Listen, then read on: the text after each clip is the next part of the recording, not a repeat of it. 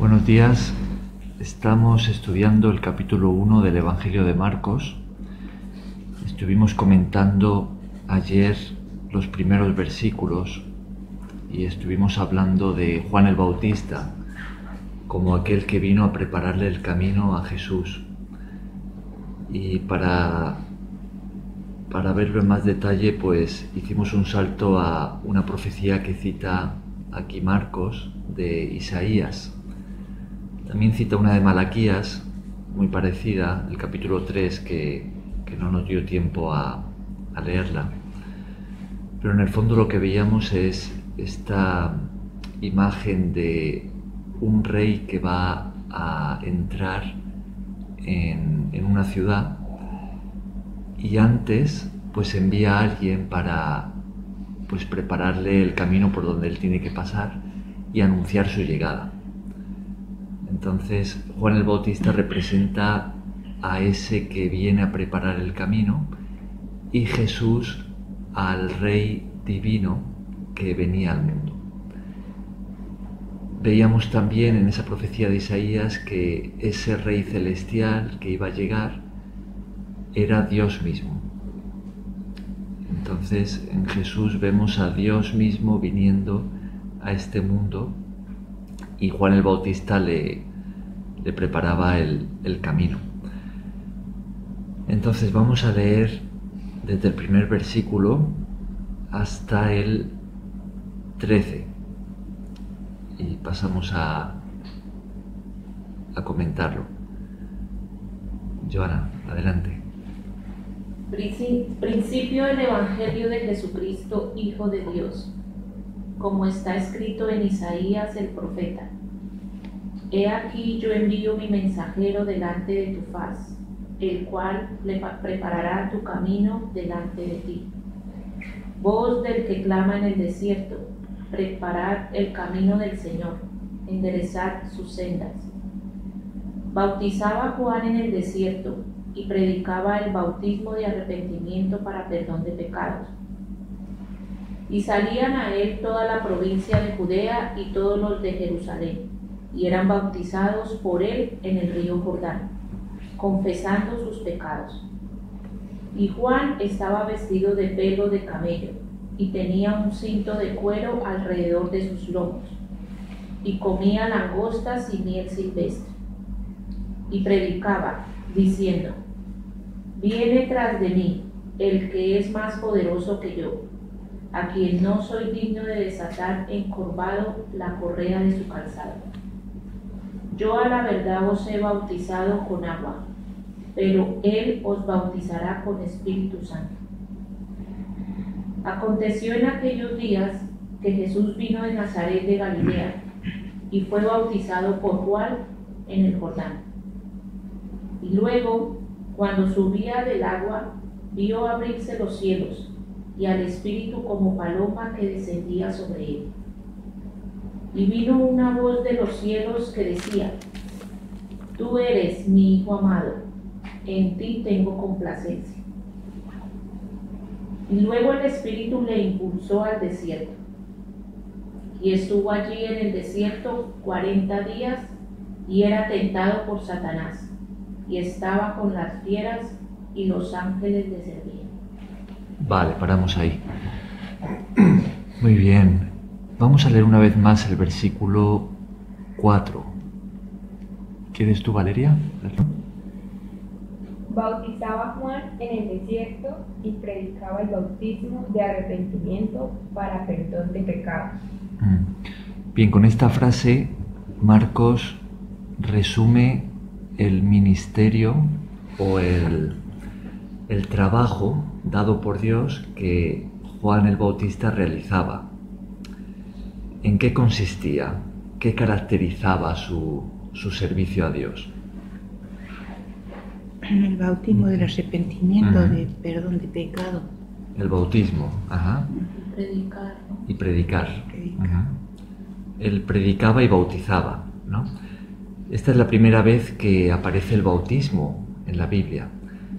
Y es algo que no se va a quedar solamente en Juan, porque vemos que Jesús también lo va utilizar y va a mandar a sus discípulos de bautizar a los discípulos, ¿no? A los nuevos discípulos.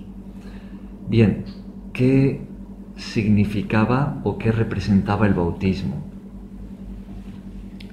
Una nueva vida. De arrepentirse para vivir para el Señor. El arrepentimiento. El arrepentimiento. Fijaos en la conexión en este versículo entre bautismo y arrepentimiento, ¿no? Dice, predicaba el bautismo de arrepentimiento, ¿no? Entonces, el bautismo en agua representaba eso, representaba el arrepentimiento. Ahora, ¿qué es el arrepentimiento? ¿A qué nos referimos cuando hablamos de arrepentirse? Arrepentirse de nuestros pecados. ¿Qué significa eso? Pedir perdón a Dios. Darse cuenta y reconocer que delante de Dios no se está en el orden y reconocer ese alejamiento de Dios y pedir perdón y cambiar de vida cambiar esos actos por los que se tienen que hacer, los que ordena Dios. ¿Se os ocurre algún ejemplo de lo que sería un arrepentimiento falso? ¿Qué podría ser? Pienso en personas que fingen ser creyentes, pero su vida no da testimonio del cambio. ¿Qué más? ¿Qué sería? Puede ser tristeza de que se está haciendo mal, pero no hay un cambio, o sea, no se puede llegar a ese cambio verdadero, sino hay tristeza como, lo estoy haciendo mal, pero no sale ese cambio verdadero, es decir, ya, punto final. Es como, hay un entristamiento, pero no llega a ser ese arrepentimiento. Entonces, según ese comentario, hay una diferencia entre remordimiento y arrepentimiento, ¿no? El remordimiento es cuando uno se lamenta porque lo está haciendo mal, pero no hay un cambio verdadero, ¿no? Sin embargo, el arrepentimiento auténtico, ¿creéis que siempre va a traer cambio? Sí. Cambio en la conducta, cambio en la... Si es sincero, sí. De Si sinceridad. es sincero, sí, ¿no? La palabra que se utiliza o que se traduce como arrepentimiento en el Nuevo Testamento es una palabra griega que se leería metanoia. Y literalmente significa un cambio de mente. Es decir, que pienso de una manera, pero ahora empiezo a pensar de otra. Es un cambio en nuestra forma de pensar que va a conllevar un cambio de actitud y de conducta. ¿No? Esa es la palabra que se utiliza como arrepentimiento. Entonces, estaríamos de acuerdo en que un arrepentimiento verdadero implicaría primero un reconocimiento de que uno lo está haciendo mal en general o en cualquier área, ¿no?, de la vida.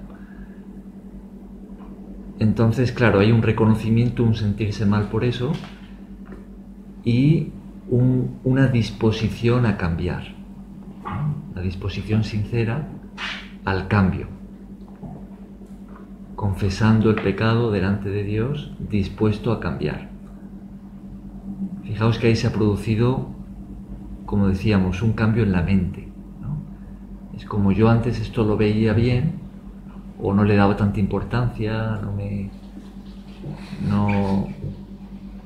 no me molestaba, no me parecía realmente esto que estuviese mal, pero ahora entiendo y me doy cuenta de que esto a los ojos de Dios es malo y por lo tanto estoy dispuesto a cambiar. Ese es el arrepentimiento. Ahora, fijaos en esta relación entre bautismo y arrepentimiento, que en el bautismo, ¿qué es lo que sucede? ¿Qué es lo que hace la persona cuando se bautiza?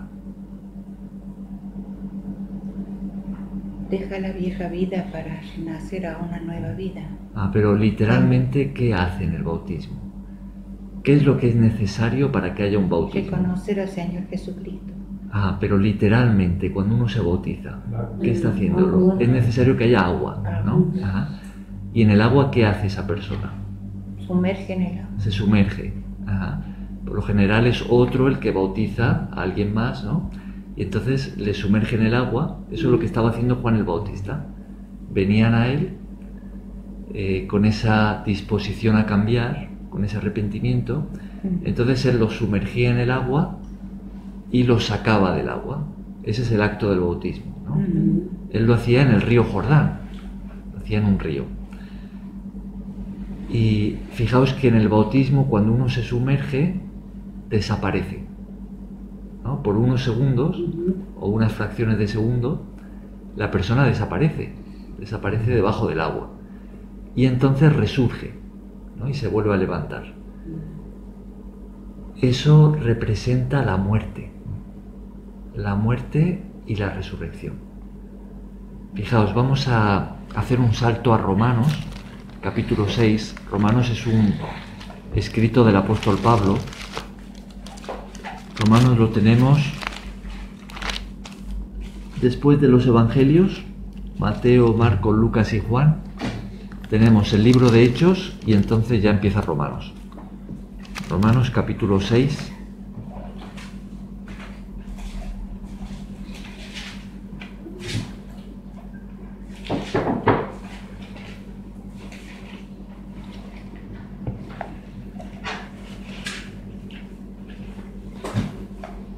Vamos a leer del versículo 1 hasta el 4. Versículos 1 al 4 de Romanos 6. ¿Quieres tú, Hilda, leerlos? Amén. ¿Qué pues diremos? ¿Perseveraremos en el pecado para que la gracia abunde? En ninguna manera, porque los que hemos muerto al pecado, ¿cómo viviremos aún en él? ¿O no sabéis que todos los que hemos sido bautizados en Cristo Jesús, hemos sido bautizados en su muerte? Porque somos sepultados juntamente con él para muerte por el bautismo, a fin de que, como Cristo resucitó de los muertos por la gloria del Padre, así también nosotros andaremos en vida nueva. Andemos en vida nueva. Ajá. Fijaos, ¿qué palabra en estos 4 versículos que hemos leído? ¿Notáis alguna palabra que se repita varias veces? ¿Cuál? Pecado. Uh-huh. ¿Cuál más? Bautizados. Uh-huh. ¿Cuál más? Muerte. Ajá. Pecado, bautismo, bautizados y muerte. Fijaos en esa relación, ¿no? En el versículo 1 dice, en el 2 dice, los que hemos muerto al pecado, ¿no?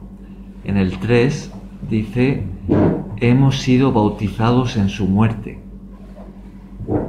Y en el 4 dice, somos sepultados juntamente con Cristo, ¿no? Con Él, para muerte por el bautismo.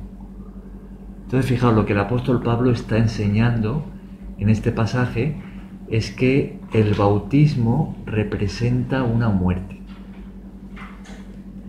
Representa, por un lado, nuestra fe en la muerte de Cristo y, por otro, nuestra propia muerte personal al pecado. Es decir, que ya no vamos a seguir viviendo en rebelión contra Dios. Ya no vamos a ser más esa persona. Morimos a nuestra vieja vida. Eso es lo que representa el bautismo. Dice, hemos sido bautizados en su muerte, porque somos sepultados juntamente con Él para muerte por el bautismo. Entonces, cuando uno se bautiza y se sumerge, representa que está muriendo a la persona que ha sido hasta ese momento. reconoce que ha vivido una vida apartada de Dios, en pecado, y renuncia a esa vida.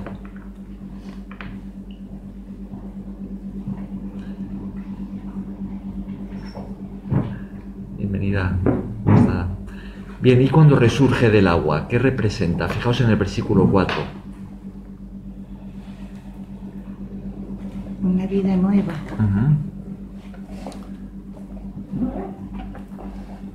Fijaos, nos habla primero de la muerte de Cristo. Dice, somos sepultados juntamente con Él para muerte por el bautismo, a fin de que como Cristo resucitó, nosotros también andemos en vida nueva. Entonces en el bautismo tenemos eso, tenemos la muerte y la resurrección de Jesús y nuestra propia muerte y resurrección personal en Cristo. Eso es lo que representa el bautismo. Morimos a nuestra vieja vida, a quien hemos sido, para renacer a una nueva vida, ahora siguiendo a Cristo. Fijaos que el mensaje central de la predicación de Jesús, ¿no? Decíamos que Jesús, volviendo allí a Marcos 1, ¿no? Jesús va a adoptar el bautismo que encontramos en Juan y Él va a mandar a sus discípulos que a todos los nuevos convertidos los bauticen, ¿no? Y esto va a llegar hasta nuestros días. Fijaos que cuando nos vamos a su mensaje central, en el versículo 15, que no lo hemos leído, Marcos resume, o los versículos 14 y 15, la predicación de Jesús. Resume su ministerio en la tierra antes de llegar a la cruz con estas palabras que encontramos aquí, versículos 14 y 15 de Marcos 1. ¿Quieres leerlas?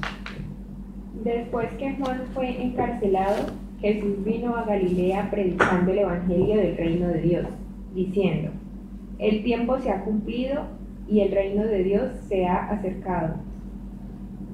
Arrepentíos y creed en el Evangelio.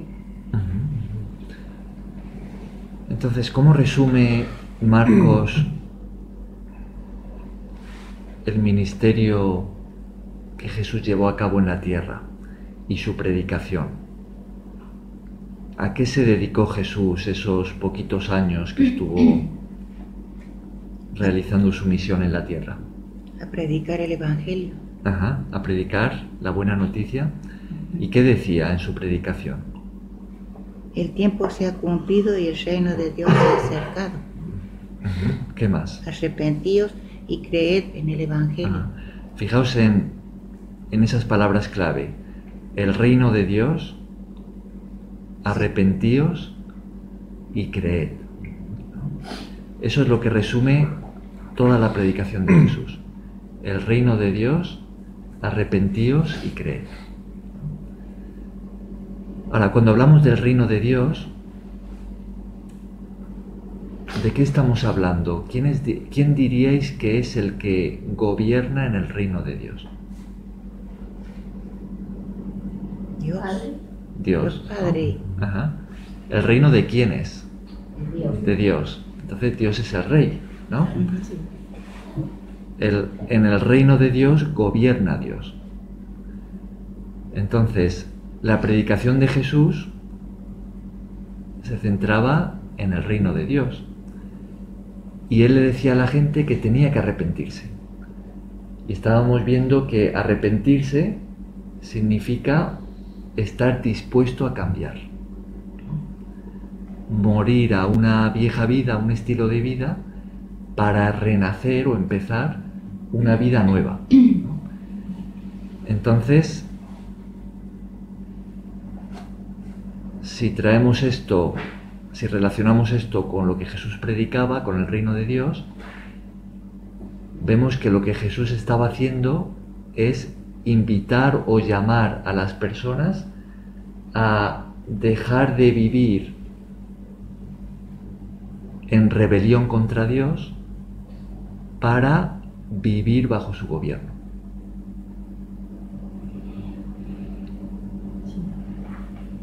Eso es el arrepentimiento bíblico. Es dejar de vivir apartado de Dios, en pecado, para vivir bajo el gobierno de Dios. Ya no soy yo más mi propio rey, el que gobierna mi vida como a mí me parece o como me da la gana, sino que ahora acepto a Jesús como mi rey. Y de esa manera voy a vivir bajo el gobierno de Dios. A vivir bajo su voluntad. La voluntad de Dios. También entender que ese paso, digamos, ese cambio de vida no lo hace en sí nosotros, sino Jesús en nosotros. Porque por nosotros mismos es imposible. Por lo mismo que una y otra vez, pero cuando llega esa conexión con Jesús, cuando llega ese delante con Él, ese encuentro, ahí se logra, ahí es donde llega, ¿no? Porque eso es como muy importante decirlo, porque pues uno ya lo vivió, digamos, pasó ese antes y ese después, fue Jesús, no fue uno quien dijo sí, yo, o lo voy a hacer yo, no, lo hizo realmente. Te das cuenta que quien lo ha hecho en nosotros es Él, quien dio ese cambio fue Jesús, claro, en nosotros. Ahí viene ese Espíritu de Dios. Ahí vemos un punto importante, ¿no? Y es que hay una diferencia entre la decisión y la fe, o la decisión y la disposición. Hay una diferencia entre eso y el cambio en la práctica, ¿no? O sea, la disposición, cuando es sincera, siempre va a llevar a un cambio en la vida, ¿no? Pero la disposición no es el cambio. Es el cambio interno, eso sí, pero no es el cambio externo. Es la puerta abierta al cambio externo. Entonces, cuando hablamos de arrepentimiento, estamos hablando primeramente de todo, de un cambio interno. Es una decisión personal en el que uno reconoce que lo ha estado haciendo mal, que ha estado viviendo en rebelión contra Dios. ¿Por qué? Porque no ha estado viviendo bajo su gobierno, sino que ha sido uno mismo el que ha gobernado su vida. Y entonces se dispone honestamente a seguir a Cristo, a vivir bajo el gobierno de Dios. Ese es el cambio interno, ¿no? Es esa decisión personal cuando uno responde al llamado de Jesús. Pero después se tiene que traducir en un cambio en el estilo de vida, en la práctica, ¿no? Y ahí es donde muchas veces encontramos el problema. ¿Por qué? Porque seguimos teniendo una naturaleza humana que tiende al pecado. Una naturaleza humana que no puede ser redimida y que va a morir un día. Una naturaleza que es rebelde contra Dios. Entonces, esa naturaleza humana siempre se va a oponer a la voluntad de Dios. Ahora, si ya ha habido un cambio interno, una decisión personal de seguir a Cristo, entonces nos vamos a ver en un conflicto con nosotros mismos, ¿no? Y entonces vemos que queremos hacer la voluntad de Dios, pero algo en nosotros parece que va en la dirección contraria. Y ahí es donde radica la dificultad. Acordaos de quitarle el volumen al móvil cuando vengáis aquí. Bien, entonces ahí es donde va a entrar el Espíritu Santo. El Espíritu Santo es el que nos va a ayudar a que esa decisión que tomamos se traduzca en un cambio de vida en la práctica, ¿no? El Espíritu Santo es el que va a venir a nosotros para producir una transformación cuando hay un arrepentimiento genuino, cuando hay una disposición sincera, ¿no?, por nuestra parte. Bien, entonces vemos que el bautismo representa ese cambio interno que llamamos arrepentimiento, ¿no?, que va a producir finalmente un cambio o una transformación de vida. Bien, pues eso es lo que predicaba Juan el Bautista, ¿no?, como vemos aquí en el versículo 4, y también ayer veíamos que Juan el Bautista no solamente predicaba el arrepentimiento, sino también traía un anuncio muy importante, ¿no? ¿En qué consistía ese anuncio? La buena nueva de salvación. ¿A quién veíamos ayer que Juan el Bautista le preparaba el camino? ¿A quién? A Jesucristo. A Jesús, ¿no? Jesús como ese rey que venía y que mandó primero a alguien que le preparase el camino, ¿no?, y que anunciase su llegada. Por eso en el versículo 7, como hemos leído, vemos que Juan habla de quién, de alguien que vendría tras él, ¿no? Amén. Viene tras mí, ¿no? El que es más poderoso que yo. Y en el 8 dice, yo os he bautizado con agua, pero él, ¿no? Vemos que él estaba anunciando la llegada de alguien, ¿no? Él predicaba el arrepentimiento y anunciaba la llegada del Mesías, del Rey. Viene tras mí el que es más poderoso que yo. Yo os he bautizado con agua, pero él os bautizará con Espíritu Santo.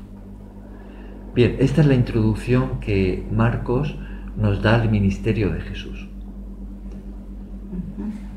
Como decíamos cuando empezábamos el estudio de Marcos, él va aquí a relatar la vida de Jesús en relación a su misión en la tierra. Es la buena noticia de lo que Jesús vino a hacer en este mundo, expresado en su máximo grado en su muerte y resurrección, ¿no? Es la salvación que Jesús viene a traernos, y aquí en este libro Marcos nos va a presentar a Jesús, a presentar su vida, su misión en la tierra y cómo podemos ser salvos por medio de la fe en él cuando nos arrepentimos de corazón, ¿no? Bien, y para este propósito, pues Marcos comienza con una introducción a la vida de Jesús, que son estos versículos en los que tenemos el ministerio de Juan el Bautista. Juan el Bautista es ese precursor que viene a preparar el camino. Y en el versículo 9 Jesús aparece.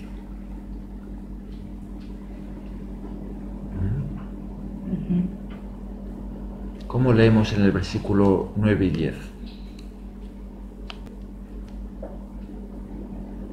Aconteció en aquellos días que Jesús vino de Nazaret de Galilea y fue bautizado por Juan en el Jordán. Y luego, cuando subía del agua, vio abrirse los cielos y al Espíritu como paloma que descendía sobre él.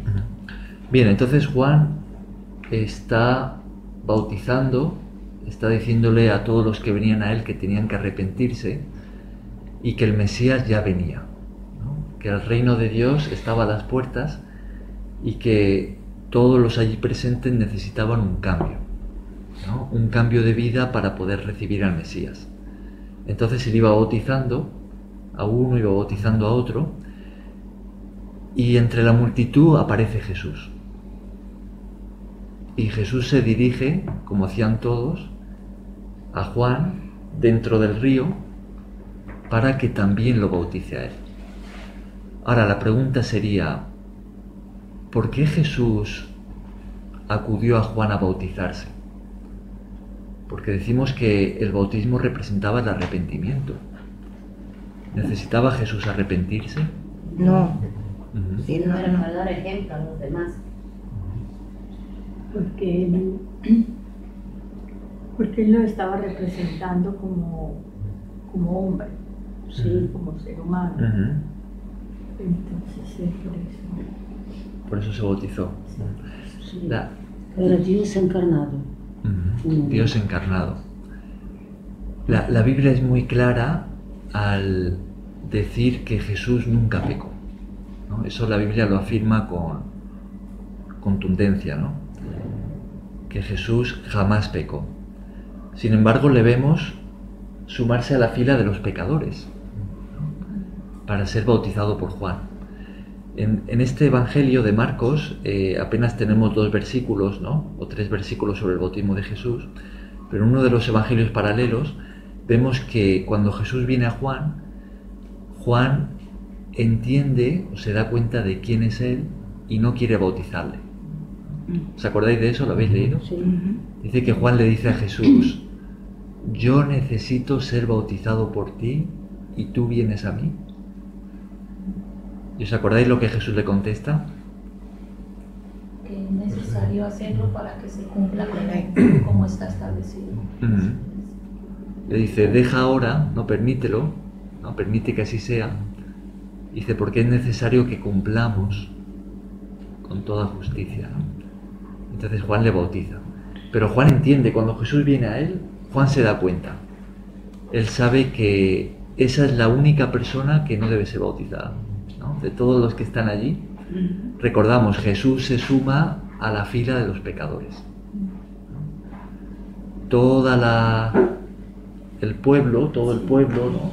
La nación, venía a Juan para ser bautizada, confesando sus pecados. Él no tenía que confesar pecados, pero sí representó como si fuera una muerte. Ajá.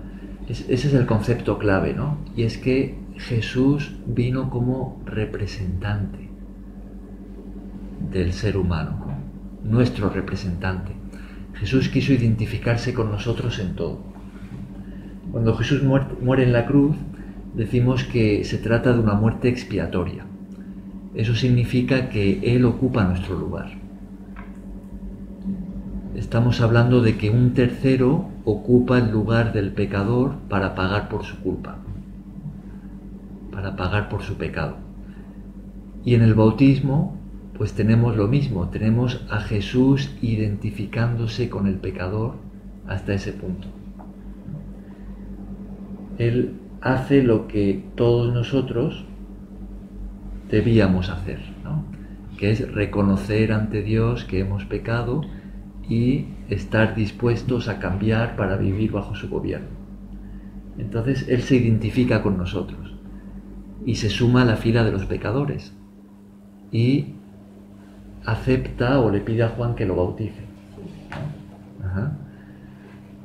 Y del mismo modo, pues también nos estaba dando el ejemplo, ¿no? En todo fue semejante, menos en el pecado. Ajá. Jesús, sin haber nunca pecado, se identificó al máximo con el pecador. Ahora, cuando hablamos del pecador, ¿de quiénes hablamos? Hablamos de nosotros, ¿no? Jesús se identificó al máximo con nosotros. El libro de Hebreos dice que Jesús, por haberse hecho hombre, entiende nuestra debilidad, entiende nuestros fracasos, nuestra condición humana, pecadora, débil, frágil, y que por lo tanto es capaz de compadecerse de nosotros y de ayudarnos en nuestras debilidades. Cuando leemos eso en el libro de Hebreos, vemos que viene de la mano con una invitación a acudir a Jesús en nuestra debilidad, en nuestro pecado, para recibir gracia, para recibir perdón. ¿No le has quitado el volumen al móvil? Sí, que está todo. Nuestro Señor se hizo tan... Creo que es la alarma, ¿no? El novio.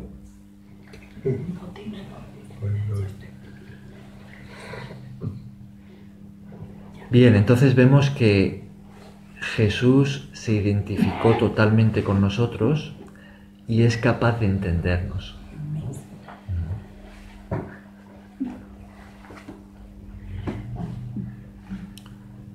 Imagínense que nuestro Señor Jesucristo se hizo tan semejante con el hombre que el demonio tuvo la osadía de ir y ponerle tentaciones.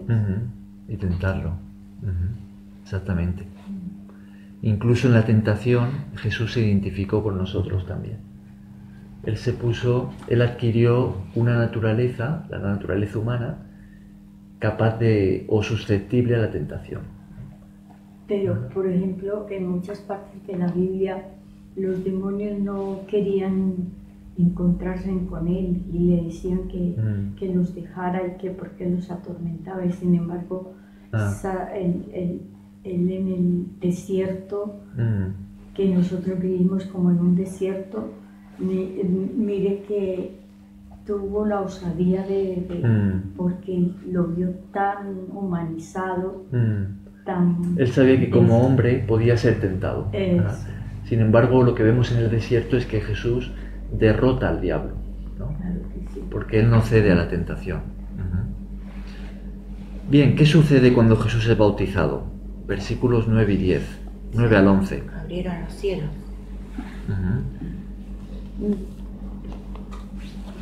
¿Y qué pasó? Se abrieron los cielos y el Espíritu como paloma descendía sobre él. ¿Y qué más? Y la voz del cielo que decía: tú eres mi Hijo amado, en ti tengo complacencia. Este evento marca el inicio de la misión de Jesús en la tierra, ¿no? De su ministerio público. Y vemos que es en el bautismo Jesús identificándose al máximo con nosotros, sumándose a la fila de los pecadores, y en ese momento, cuando Jesús se sumerge en el agua y sale, lo que va a suceder es lo que describe aquí Marcos, ¿no? Es que Juan el Bautista ve cómo el Espíritu Santo, el Espíritu de Dios, viene sobre Jesús representado ¿por qué? Por una paloma. Por una paloma. Y Dios mismo, el Padre, va a hablar desde el cielo. ¿Y qué es lo que va a decir? Que es mi Hijo amado. Tú eres mi Hijo amado, en ti tengo complacencia. Es interesante notar que cuando cuando leemos el Génesis, el relato de la creación, vemos al principio de todo que dice que el Espíritu de Dios se movía sobre las aguas, ¿no? Sobre la faz de las aguas. Cuando Dios va a empezar a crear, ¿no? Vemos al Espíritu de Dios presente. Y la palabra utilizada en hebreo para decir que el Espíritu de Dios se movía sobre la faz de las aguas es la misma que se puede traducir como que revoloteaba. Incluso hay una traducción que dice en el Génesis que el Espíritu de Dios como que volaba sobre las aguas y añade como una paloma en el Génesis. O sea, es el mismo término, ¿no? Entonces vemos que lo que estaba allí al principio en la creación, que es el Espíritu de Dios moviéndose y ejecutando la palabra de Dios para crearlo todo, es el que viene sobre Jesús, ese mismo Espíritu, en el momento del bautismo, ¿no? Ahora, decimos que este evento señala el inicio de la misión de Jesús en la tierra, y vemos que va a estar marcada por el Espíritu Santo viniendo sobre Jesús. Ahora, ¿creéis que para servir a Dios es importante que recibamos al Espíritu Santo? Amén. ¿Crees que la unción del Espíritu Santo es necesaria para poder servir a Dios efectivamente? Sí, es una parte. Claro, es el Espíritu que Dios mismo anda hacia nosotros. Para poder vivir. No, Jesús no viene en persona, no está, pero el Espíritu Santo. Vemos que a partir de este momento toda la vida de Jesús va a estar marcada por la actividad del Espíritu Santo. De hecho, en el propio versículo 12 hemos leído, ¿no?, al principio, que dice que el Espíritu le impulsó al desierto. O sea, cuando Jesús sale del bautismo, dice que el Espíritu Santo está dirigiéndole, ¿no?, y le va a llevar al desierto, ¿no?, en este caso para ser tentado. En el Evangelio de Lucas nos dice que cuando él sale de la tentación, él viene en el poder del Espíritu Santo, ¿no?, y que él se dirige a una sinagoga, lee un pasaje de Isaías que dice así: el Espíritu de Dios está sobre mí y me ha ungido para... Entonces, pues ahí resume su misión, que es sanar, liberar y predicar las buenas noticias. Y enseñar. Claro. Entonces el Espíritu lo acompañó al desierto y lo dejó allí y estaba luchando con... No lo dejó, estuvo con él. Ahora, si vemos en Jesús el ejemplo para nosotros como cristianos, y que Él se identificó con nosotros al máximo, ¿no?, entonces podemos traer esto a nosotros de esta manera, ¿no?, de la que estamos hablando, y es que para realizar nosotros como discípulos de Jesús, como cristianos, la misión que Dios nos encomienda, necesitamos al Espíritu Santo. Vamos a aplicarlo más todavía nosotros. Nosotros estamos sirviendo a Dios, ¿dónde? En la ONG, ¿no? Y allí, pues, ¿qué tipo de trabajo realizamos? Pues atendemos a personas necesitadas, ¿no? ¿De qué manera? Pues con lo que Dios nos da, ¿no? Nos da comida, ropa, pues podemos ayudar a personas necesitadas dándoles gratuitamente alimentos, ropa. ¿Qué más? También pues tenemos oportunidades de predicar el Evangelio. Vemos que las personas que vienen también les podemos compartir las buenas noticias de la salvación que Dios nos ofrece en Cristo, porque Él pagó por nuestros pecados en la cruz, Él resucitó y nos está llamando a arrepentirnos y creer en Él. Es decir, a vivir una nueva vida bajo su gobierno. Este mensaje es el que también tenemos la oportunidad de dárselo a las personas que vienen, ¿no? Claro. Y cuando lo hacemos estamos sirviendo a Dios, ¿no? ¿Qué más? También estamos sirviendo a Dios ayudándonos unos a otros, ¿no? Como parte de un mismo equipo, pues animándonos, consolándonos, trayendo paz cuando hay algún tipo de conflicto entre nosotros como hermanos, etcétera, etcétera, ¿no? Bien, entonces, en este servicio que estamos realizando para Dios, es la misión que Él nos ha encomendado, y ponemos la ONG como ejemplo, pero podríamos poner muchos más ejemplos, ¿no? Entonces, ¿estamos de acuerdo en que para cumplir con nuestra misión efectivamente necesitamos al Espíritu Santo? Sí, Sí, ¿no? Ajá. Necesitamos la dirección del Espíritu Santo. Necesitamos unción. El apóstol Pablo escribe que él escribe a la iglesia, y eso lo traemos a nosotros, que seamos llenos del Espíritu Santo. Llenos. Cuando él dice eso, él lo compara con aquellos en el sentido negativo que están borrachos. Él dice: no os embriaguéis con vino, sino sed llenos del Espíritu Santo. Cuando uno está borracho, ¿qué es lo que sucede? Esa persona tiene un control, ¿no?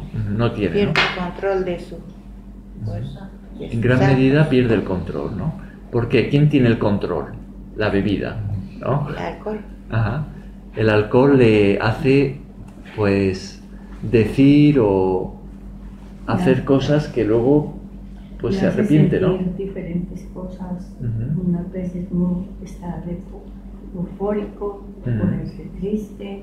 Ujú. Es una persona controlada por el alcohol en un sentido negativo. Ahora, en un sentido positivo, Que esos son espíritus de diablo. podemos decir que hay una influencia satánica allí. Sí.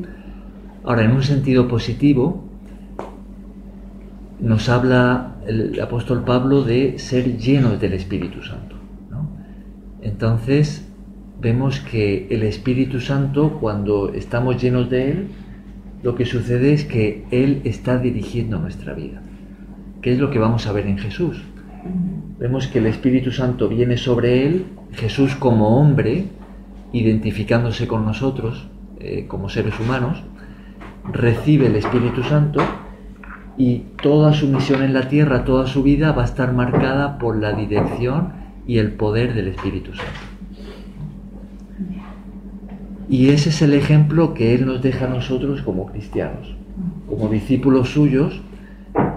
Si queremos efectivamente realizar su misión en la tierra, también necesitamos que el Espíritu de Cristo, el Espíritu Santo de Dios, dirija nuestra vida. Necesitamos depender de Él.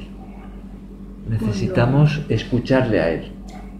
Cuando sientes la dirección de Él, cuando tienes el Espíritu Santo, sientes amor por Dios, y sientes alegría. Y yo no sé, sientes algo especial. A mí me pasa. Él cambia no solo nuestros sentimientos, sino nuestro carácter, ¿no? El Espíritu Santo es el que nos hace santos. En la práctica. En el Espíritu, si estamos en Cristo, somos santos. En el Espíritu. Una de las expresiones que utilizaba el apóstol Pablo cuando se refería a la Iglesia, a los cristianos, era precisamente esta. Él los llamaba santos en Cristo. Eso, si os acordáis, lo veíamos en Filipenses. Así es como terminábamos el estudio de Filipenses, ¿no? Pablo se despedía de esa manera, hablando de los santos en Cristo Jesús. En el Espíritu, si estamos en Cristo, es decir, si nos hemos arrepentido para vivir bajo el gobierno de Cristo, por medio de la fe en Él, entonces Dios nos ve santos en Cristo. Pero en la práctica, ¿no?, el que nos transforma para que esa santidad se vea en nuestro estilo de vida, el que cambia nuestra forma de vivir, nuestra forma de pensar, es el Espíritu Santo. Es cuando estamos dispuestos y le permitimos a Él dirigir nuestra vida, Él es el que produce la transformación en nosotros. Amén. Bien, entonces necesitamos al Espíritu Santo. Necesitamos depender de Él. Necesitamos aprender a escucharle a Él. Necesitamos tener la disposición de obedecer al Espíritu Santo. Y Él es el que va a hacer que podamos cumplir con la misión que Dios nos ha dado de una forma efectiva, y el que va también a transformarnos para que ese arrepentimiento que ya se ha producido en nuestro interior se refleje en lo exterior, en la práctica, lleve a una transformación de vida, ¿no? Bien, pero vemos que no solamente el Espíritu Santo viene sobre Jesús, sino que Dios Padre habla. Una voz del cielo. Y dice: tú eres mi Hijo amado, en ti tengo complacencia. Entonces, ¿cómo llama Dios Padre a Jesús? Amado. Hijo. Primero lo llama Hijo, ¿no? Y dice: mi Hijo. Tú eres mi Hijo. Cuando vemos que este verbo eres, ¿no?, el verbo ser, ¿de qué nos habla el verbo ser? De algo constante, perpetuo. ¿Estaríamos de acuerdo en que nos habla de identidad? Sí. Cuando decimos yo Ese soy, conocimiento. estamos hablando de identidad, ¿no? Entonces, Dios dice a Jesús: tú eres esto. Esta es tu identidad. Tú eres mi Hijo. Tú eres mi Hijo. Vemos que hay un posesivo. O sea que al decirle tú eres mi Hijo, está está diciendo que Él hace lo que Él quiere, que Él hace su voluntad. Por eso le dice, tú eres mi hijo. Tú eres. Sí, le está diciendo que Él hace su voluntad. Eso de que Él hace su voluntad quizá lo veríamos más en la palabra en ti tengo complacencia. Esa también. Sí, claro. Y es confirmando el verdadero Dios, como dando ese visto de que Jesús es el enviado, el que en las profecías se hablaba de él, este es mi hijo. Es como, aquí está. Ajá. Lo reconoce como que Él es lo que Él quiere que sea. Tú eres mi hijo. Yo quiero preguntarle, por ejemplo, a Jesús le dijo, tú eres mi hijo, tú eres mi hijo amado, ¿verdad? Pero por ejemplo, yéndonos a otro lugar de la Biblia, cuando el ángel le dijo, has hallado gracia delante de Dios, ¿cómo es esto? ¿Cómo? Cuando el ángel le dijo a María, has hallado gracia. Ajá. ¿Cómo? A ver. Eso es como decirle, has hallado favor de Dios, ¿no? Como Dios te está siendo favorable y te va a bendecir de esta manera. Que es que en ti va a poner a su Hijo Son Jesús. diferentes cosas. Lo de tú eres hijo y has hallado gracia. Sí, a Jesucristo, a nuestro Señor le dijo, tú eres mi hijo, mi hijo amado. Y el ángel le dijo a María, has hallado gracia. Gracia delante La gracia de Dios. Dios es ese favor inmerecido por nuestra parte que Dios nos concede. Entonces, Dios nos bendice por gracia. Dios nos hace bien, aun sin nosotros merecerlo, porque somos pecadores, pero Dios nos hace bien, ¿no? Esa es la gracia. Claro. Bien, entonces el Padre confirma la identidad de Jesús, ¿no? Dice, tú eres mi hijo, ¿no? Y añade amado, ¿no? Mi hijo amado. Ahora, una de las expresiones que más vamos a encontrar de la boca de Jesús para referirse a Dios es precisamente esta, es la de Padre.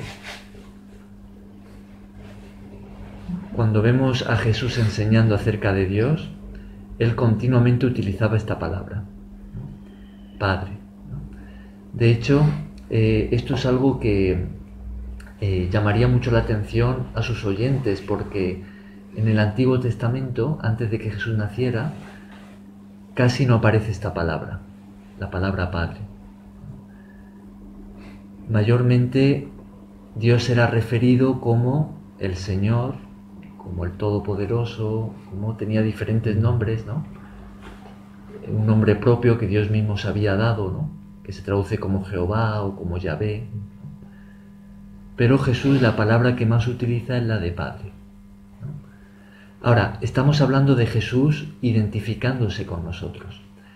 Entonces, Jesús como hombre, identificándose con nosotros, en su bautismo recibe esta confirmación de identidad de parte del Padre, ¿no?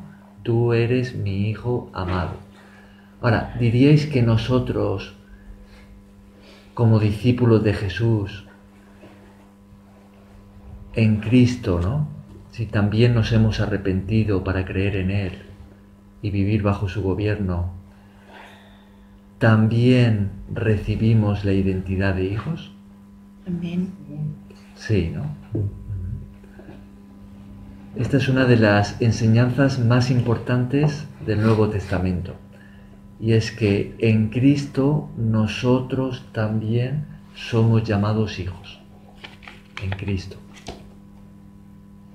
Jesús es presentado como el Hijo de Dios, el único, pero en Cristo nosotros también recibimos la misma identidad. O sea que en nuestro Señor Jesucristo, el que por medio de nuestro Señor Jesucristo, el Padre nos ve como a su Hijo. Exactamente, claro. Fijaos en el intercambio que sucede en el Evangelio. Y es que Jesús, siendo divino, viene y adquiere nuestra naturaleza humana, frágil, débil, pecadora, aunque Él nunca pecó, pero Él adquiere nuestra naturaleza y se identifica al máximo con nosotros, hasta el punto de morir, ¿no? Y al hacerlo, por medio de la fe en Él, nosotros recibimos todo lo que Él es. Entonces es una identificación plena que tiene las dos partes, ¿no? Totalmente identificadas la una con la otra. Jesús toma nuestro lugar y así nosotros podemos tomar el suyo.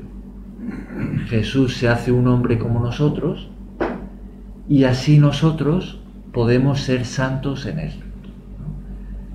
Él viene como el Hijo de Dios para que nosotros, pecadores, enemigos de Dios, según las palabras del apóstol Pablo, podamos ser reconciliados con Dios y también ser llamados hijos. Él viene como un pecador sin serlo, paga por nuestros pecados, para que nosotros, siendo pecadores, seamos llamados justos. Y en Él seamos santos. Como su Hijo es santo. Entonces vemos el propósito de Dios en Cristo. Amén. Esa es la redención, ¿no? Es una identificación plena por las dos partes, ¿no? Entonces lo que nosotros no éramos en nosotros mismos, Jesús sí que lo era, ¿no? Jesús sí que lo es, y por medio de la fe en Cristo eso pasa a nosotros, y todo lo malo de nosotros Él lo ha tomado sobre sí. Y eso es lo que vamos a ver en toda la vida de Jesús. Comenzando desde su bautismo, Él se suma a la fila de los pecadores, se identifica al máximo con nosotros, y esa confirmación de su identidad de parte de Dios y el Espíritu Santo viniendo sobre Él es lo mismo que nosotros vamos a recibir en Cristo, por la gracia de Dios.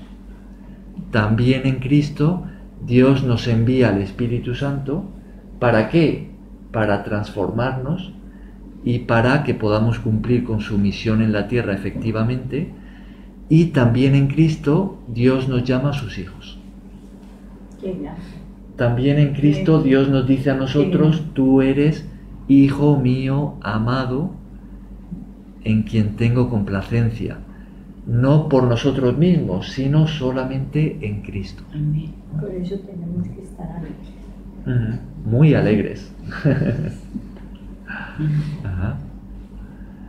Bien, ¿creéis que sabernos hijos de Dios, amados por Él, puede darnos seguridad en nuestra vida? Sí, Por supuesto. ¿Creéis que eso puede ayudarnos a superar nuestros temores, Amén. nuestros complejos, nuestras inseguridades? Por ejemplo, en mi familia, o en mi trabajo, o en un grupo de amigos, donde sea, puedo recibir rechazo, ¿no?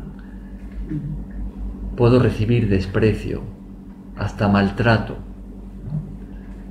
Pero si sé que soy hijo de Dios, que Él es mi Padre y que Él me ama, ¿creéis que eso va a hacer una diferencia en cuanto a lo que yo voy a sentir por dentro? Sí. En cuanto a mi actitud frente a la vida, ¿no? Sí. Ajá. Se siente.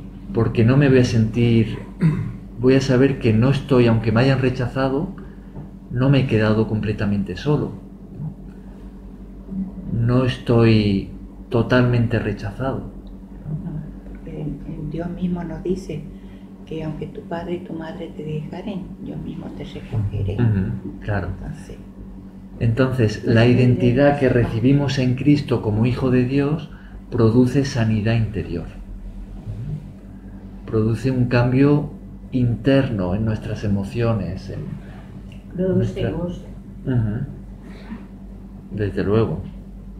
Eso es muy importante porque en la sociedad que hemos crecido o en la forma del mundo, muchas veces, no todas, pero en nuestra casa no hemos recibido un trato paterno como debe de ser, o ha habido falencias, y muchas veces eso nos impide acercarnos a Dios y ver a ese Dios como Padre.